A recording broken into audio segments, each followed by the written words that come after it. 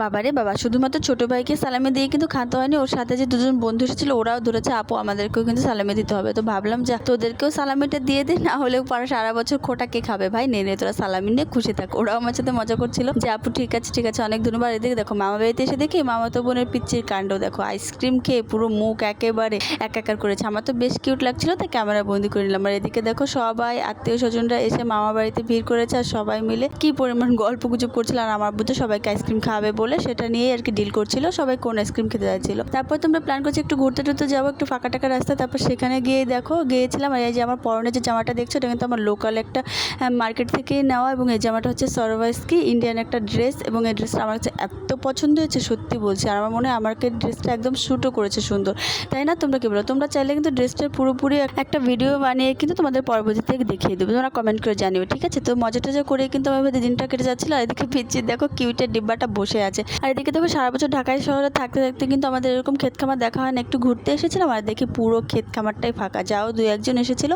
ঈদের দিনেও নাকি তারা কাজ করছে, দেখেই কেমন লাগে, তাই না? চলো আজকে এখানে আল্লাহ হাফিজ।